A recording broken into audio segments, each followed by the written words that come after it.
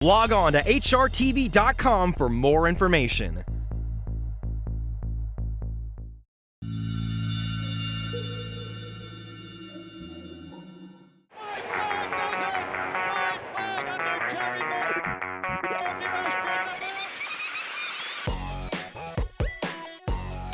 This is HRTV Rewind, taking a look back at the racing week.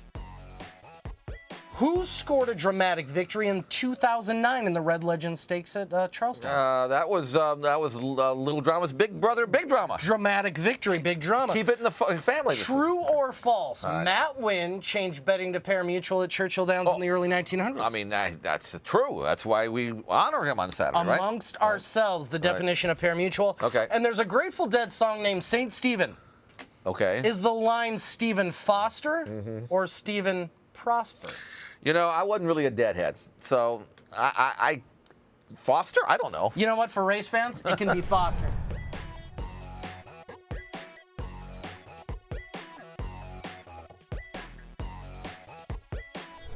Of course, it's Stephen Foster, the last race on a 12-race program, so there is a lot to look forward to, including our weather forecast as we continue on this great day. We get started about 12:45, so not long before we'll see some horses in the paddock.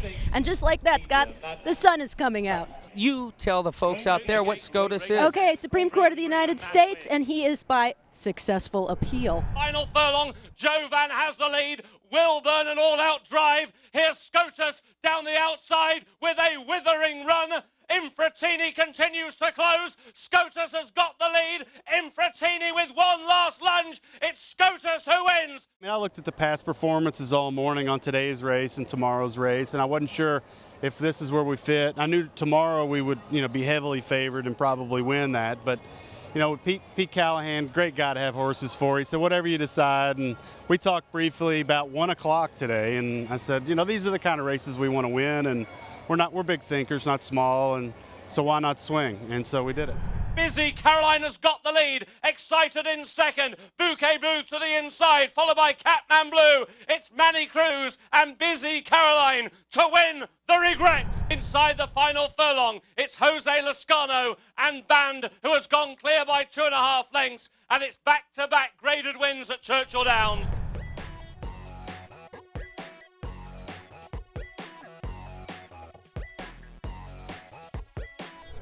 Down the outside, here comes Paul Play together with a pass. Then Giant Oak, 16th from the wire. Paul Play on the outside. Mission Impassable on the inside. Paul Play on the outside. Paul Play and Mission Impassable. The first thing I have to, thank the connections.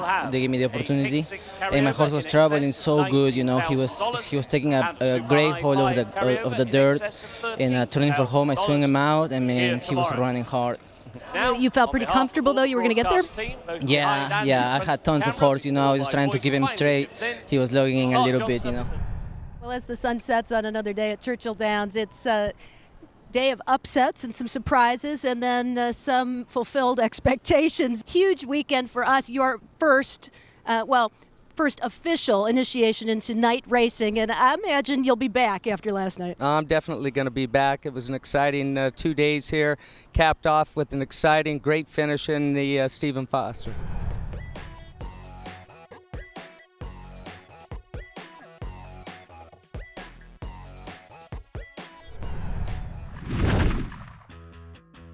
You could call him a throwback, a horse that wasn't coddled and kept in the barn, but rather allowed to do what he was bred to, be a racehorse. For 8 seasons and 50 career starts, Perfect Drift did his thing and did it well. The gelding finished among the top 3 on 32 occasions, competed at racetracks on both coasts and in between, and by the time his career came to an end in 2008, he had collected $4.7 million in earnings. The son of Dynaformer's first brush with Grade 1 glory came in the 2002 Kentucky Derby, when he finished 3rd after a troubled trip. With the fighting chance, Perfect Drift is down toward the inside. A Derby victory, however, came his way later that season at Hoosier Park in Indiana. His charismatic trainer, Australian-born and Louisville-based Murray Johnson, wasn't shy about putting Perfect Drift in some rather tough spots. One such occasion came during his 4-year-old campaign when he faced 9 rivals in the Grade 1 Stephen Foster, including the sensational Mineshaft. Perfect Drift and rider Pat Day provided owner and breeder Dr. William Reed with the most important victory of Perfect Drift's career that afternoon, and one that came at the expense of the eventual Horse of the Year. Perfect Drift poking his nose in front. Mineshaft tries to kick back. Perfect Drift in front. Mineshaft comes back on. Perfect Drift and Mineshaft. Perfect Drift a nose. Perfect Drift would race 3 more times in the Stephen Foster and came close to winning the prestigious event again in 2006. Big long shot, Seek Gold, Perfect Drift. Seek Gold on the outside and Perfect Drift hit too close to call.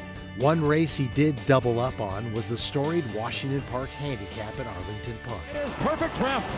Perfect Drift to win the Washington Park Handicap going away. Perfect Drift was up to the task.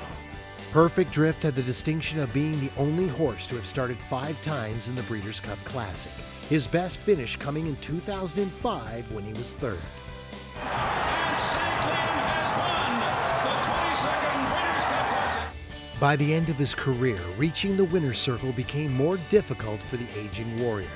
But despite a string of losses, he still proved competitive, as evidenced by his many-in-the-money finishes. Perfect Drift drifting away from the whip, but Alberta's Maximus too good. Perfect Drift relocated to the West Coast and into the barn of Richard Mandela for his last 4 starts before the Hall of Fame trainer announced the gelding's retirement in September of 2008.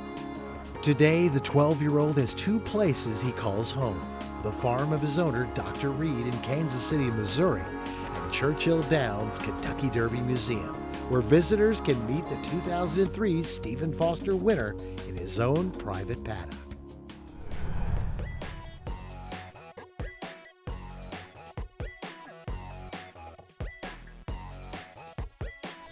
Coming back here tonight has been a big part of that. It's been neat to come back under different circumstances to be able to really appreciate it and enjoy it. So it's starting to soak in. I wouldn't have changed anything. I just wish the horse had a little more luck. You know, I felt like in the Preakness we were unlucky. We never anticipated getting that far back, but I think it was all part of his inexperience, really. You know, he came here and he won the Derby in his first ever dirt start, and I think that showed in the Preakness. And then to have the lousy luck we had at the Belmont, it's just a shame for the horse, you know, that he didn't get to prove himself again. And just, I felt like he had a hard race in the Belmont and really never had a chance.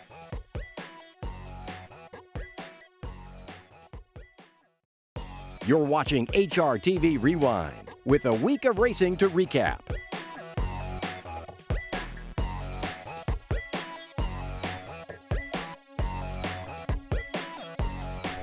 Welcome to the Royal Ascot Update. I'm John White. Racing has been conducted at Royal Ascot for 300 years. It began in 1711. Even the immortal Eclipse raced there and won there in 1789. And we honor our American champions each year with the Eclipse Awards here in America. And joining me for coverage of Royal Ascot 2011, Jeff Siegel. 5 days of glorious racing kicking off today. Group 1 race every day during the 5-day meeting. Canford Cliffs, Golden Cobra going down fighting, but Canford Cliffs won the Queen Anne. Prohibit is getting up, and Prohibit wins the King's Stand. Frankel from Zoffany, but Frankel's unbeaten record is intact. And Rewarding gets up the win, the Prince of Wales Stakes, and Frankie punches the air. So you think his colours lowered? Power is getting up, Power wins the Coventry. It's Lolly for Dolly who'll win the Windsor Forest Stakes. Shamoose best terms, they're going to hit the line best terms. And Babak Jinta, always in the firing line, will win the Norfolk for Philip Macon and Kevin Ryan. Field of Miracles won't go down without a fight. Tight, Van Improv. Because Nathaniel has maintained the gallop all the way to the line for an impressive success in the King Edward VII. But Await the Dawn, pushed out, will win the Hardwick. Doubles on the day for Ryan Moore and a 4th win of the week for Aidan O'Brien. For the 6th time in a row, the Gold Cup will go to Ireland. Fame and Glory beats a pinion pole. But Immortal Verse, brilliantly riddled by Gerald Mosse, wins the Coronation. Society Rock, last year's second, wins this year, wins the Gold Jubilee. Zoe, what was the highlight for you? I think definitely the Queen Anne, the matchup between Goldacova and Camford Cliffs. I will pay good money to see them match up again later in the year. Well, I agree with you in terms of that. That would be my #1 highlight, although I thought Fame and Glory was also impressive in winning the Gold Cup at 2.5 miles. And for trainer Aidan O'Brien, his 5th Gold Cup win in the last 6 years. So that was quite a feat in itself.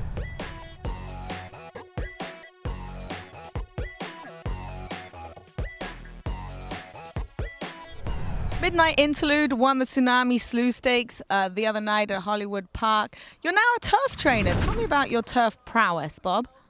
Well, it's one of those things where he, I've always thought that, he looks like a turf horse. And even though he won the Santa Anita Derby, but he's worked very well here on the dirt at Santa Anita. I don't know why he ran so poorly in the Kentucky Derby and Preakness. Brought him back here, gave him a little time off, freshened him up, went over him, couldn't find anything wrong with him.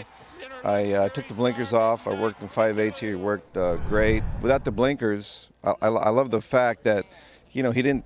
He got in front of that horse. He wanted to wait a little bit, but then he kept on going. So I think he's got a great future on turf. Do we have an expected next start for him? I'm going to run him at Del Mar. I'll just freshen him up now, and we'll run him in the I believe it's the La Jolla and then the Del Mar Derby. Derby winner Animal Kingdom, after that poor start and getting tangled up with Mucho Macho Man and stumbling, has exited the Belmont with an injury to his left hind leg and is expected to miss a few weeks of training. If he can come back and run in the fall, that would be great. Again, that's always been the long-term goal. The Breeders' Cup Classic back at Churchill Downs, site of his biggest victory. The Kentucky Derby a little over 5 weeks ago. I'll tell you what it does, though, defeat. It robs him the opportunity of running in races like the Haskell and the Travers, which he might need if he wants to be that champion. I don't think Irwin, as far as some of his quotes after the Derby around Preakness time, that wasn't the route they were going to take. Not at all. It was not. But that changed after he lost the Belmont, and giving other horses a chance to gain those key wins could set him back. So after the race, the idea was, no, maybe we are going to point for the Travers. Now that would seem highly unlikely. What are your thoughts on what happened to Animal Kingdom and the time and the timeline they're thinking he may be able to be back in the late summer? Yeah, I wouldn't be convinced that this incident had anything to do with this injury. It's often found incidentally. Dr. Bramlage did a very good job of explaining what the injury is. And the good part about it, it's not a injury that puts the horse at risk in the future. It is something that could lead to arthritis, but if you go to the Newmarket Racing Museum, you'll see Eclipse skeleton, and the only place he has arthritis is in the tarsal metatarsal joint, which is at the right above where this injury is. It is a design flaw in the horse. I will say that I had Joe Haar, Tiz Now, Pleasantly Perfect, all had stress remodeling identified on nuclear scintigraphy and went on to win their Breeders' Cup races in the same year. So I think the schedule may be a little bit ambitious, but not unreasonable. I guess what you would call a mishap in the beginning of the start of the race. Mr. Irwin was quite harsh. He said, quote,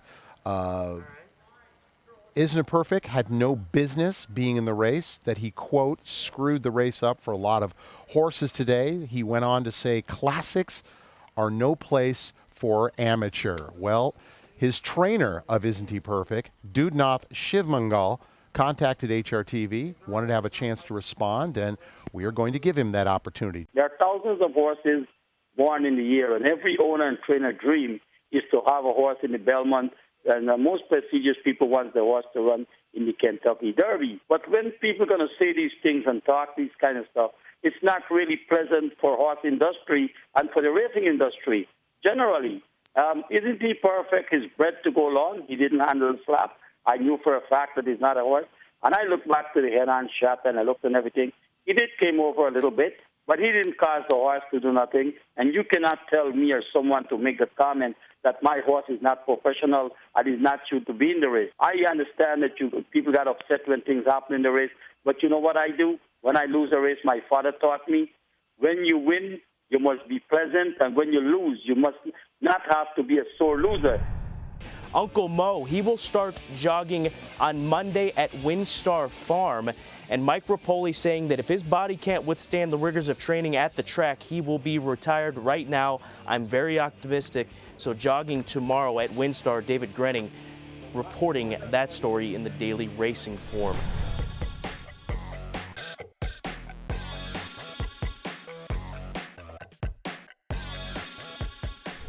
Down on the inside, Nature's Annuity now putting in a late bid up the inside, takes second away from Beware of the Bop. Down the center comes Back Bar with Tammy up the rail, Swezzle, but it is Downtown Ellen.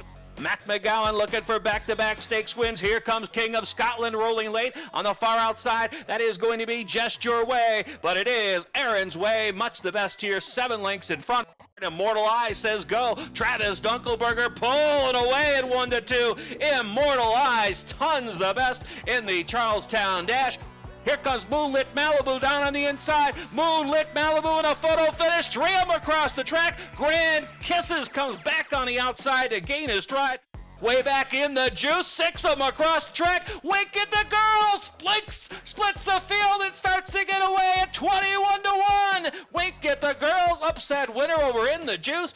JP's Gusto, JD Acosta at 8-5 is looking like the lead pipe cinch of the night. JP's Gusto's got it pulling away.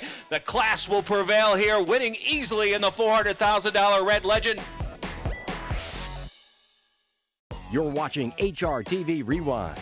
Blue McGee, PhD on the inside. I'm a fast kid on the outside. Dashing Jack battles on. It's a driving finish. Dashing Jack in a photo finish with I'm a fast kid. It's close between those two. Can we show what happened after the race? Watch Dashing Jack. Yeah, he's got this is insane. Right. Take a hold. And the jock's trying to pull him up. He's doing everything the jock's about to get ejected. Right. Oh, there he goes. And whoa, that's a pretty good move, I think. Like a trick mule. Yeah. Look at that. Yeah. I told you. These meals are the best. So you can't script or pay for that kind of entertainment. No.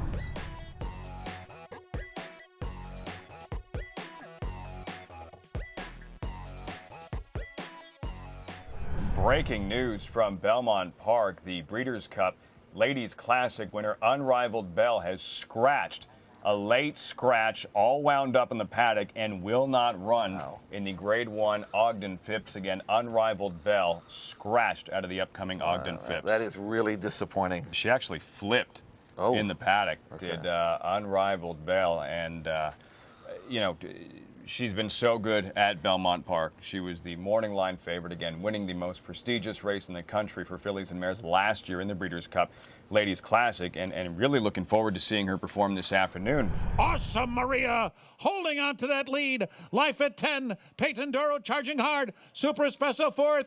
Inside the final furlong. Johnny Velasquez and Awesome Maria clear by 2. Peyton Duro final try from the outside, but they're coming down to the finish.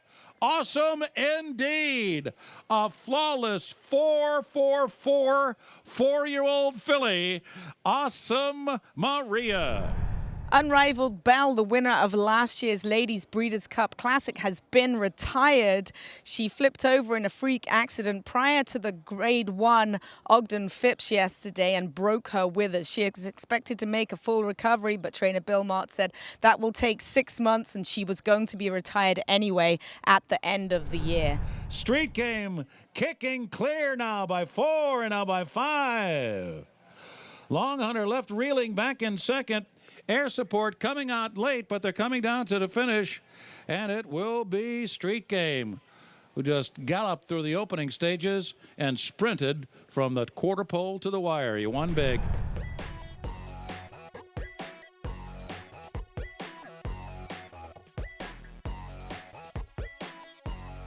I want to call attention for a lot of people in need. Who are they?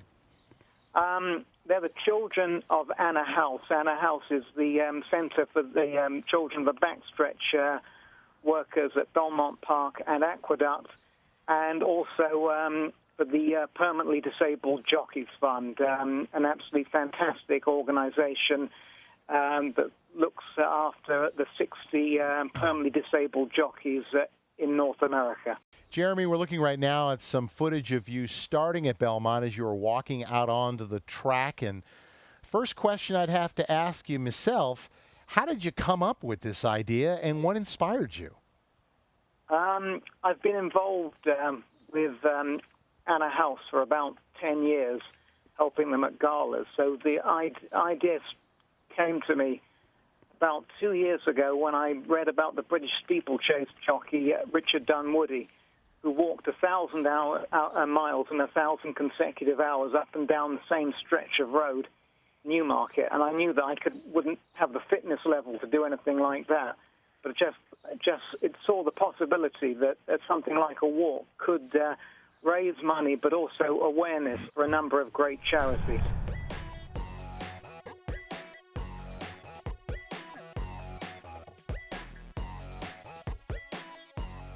You know, he reared up and jumped on the pony and threw me off and covered my head up. And when I thought it was all over, I, moved my arms off my head, and that's when he kicked me in the face.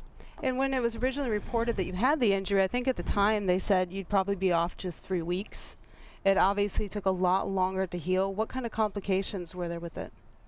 Well, they put a mesh plate in my eyeball, and then they had to redo it twice, and the last thing they did was put a titanium flat plate, a really smooth plate, so the scar tissue wouldn't connect.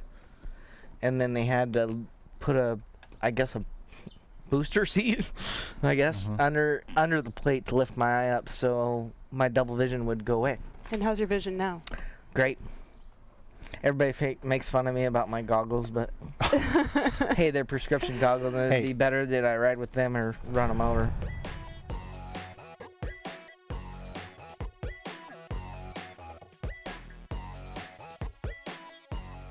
I have 2 new horses in my group of 4.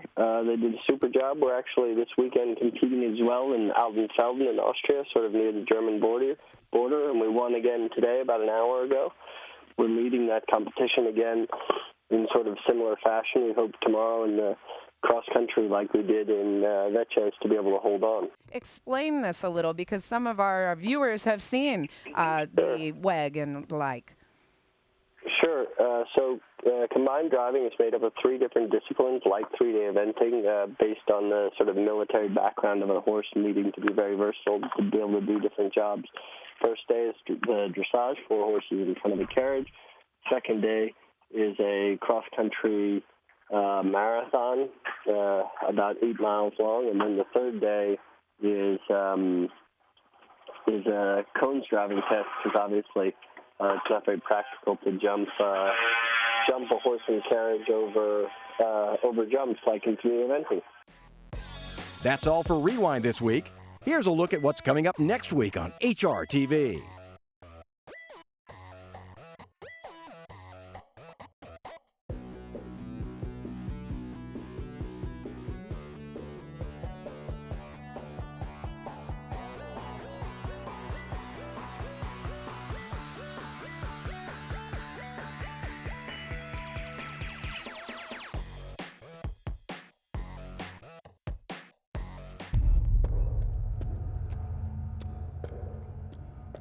In 2010, 28% of all graded stakes winners in the U.S. had him in their pedigree. Ladies and gentlemen, here he is, the champion of the world, Seattle Slew.